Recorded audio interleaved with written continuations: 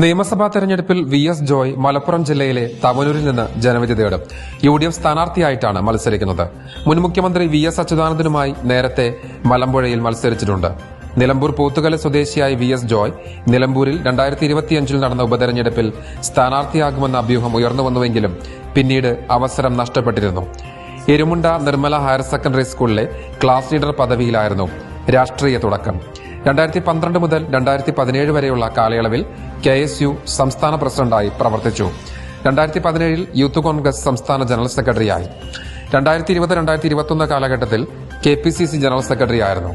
2021 സംസ്ഥാനത്തെ ഏറ്റവും കൂടുതൽ ജനസംഖ്യയുള്ള മലപ്പുറം ജില്ലയിലെ കോൺഗ്രസ് അധ്യക്ഷനായി. ആ കാലയളവിൽ ഏറ്റവും പ്രായം കുറഞ്ഞ 36-കാരൻ DCC പ്രസിഡന്റ് കൂടിയായതും ശ്രദ്ധേയമായിരുന്നു. ഇക്കുറി തവനൂരിൽ അംഗത്തിനിറങ്ങുമ്പോൾ മുൻമന്ത്രി കൂടിയായ KT ജലീലാണ് എതിർ സ്ഥാനാർത്ഥി. നിലമ്പൂരിലെ ആദ്യകാല പെന്തക്കോസ്ത് കുടുംബാംഗമായ ജോയ് ദി പെന്തക്കോസ്ത് മിഷൻ സഭാംഗമാണ്. എന്നാൽ തെരഞ്ഞെടുപ്പ് പ്രഖ്യാപനത്തിന് ദിവസങ്ങൾക്ക് മുൻപ് പെന്തക്കോസ്ത് സമൂഹത്തെ ക്രൈസ്തവ സഭയായി അംഗീകരിച്ച് മന്ത്രിസഭ പ്രഖ്യാപിച്ചിരുന്നു.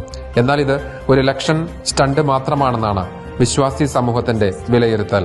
നൂറുകണക്കിന് വ്യത്യസ്ത സംഘടനകളായി പ്രവർത്തിക്കുന്ന പെന്തക്കോസ്ത് പ്രസ്ഥാനങ്ങൾ നാളിതുവരെയും ഒരു രാഷ്ട്രീയ കക്ഷികൾക്കും പിന്തുണ നൽകാറില്ല. എന്നാൽ വി.എസ്. ജോയെ ഇക്കുറി നിയമസഭയിലേക്ക് മത്സരിപ്പിക്കുന്നതിൽ പെന്തക്കോസ്ത് സമൂഹത്തിന് ആത്മവിശ്വാസമുണ്ടായിട്ടുണ്ട്. ഡോക്ടർ ലയ ജോസഫാണ് ജീവിത പങ്കാളി. എവ്ലിൻ മകനാണ്. Good news flash, Malappuram.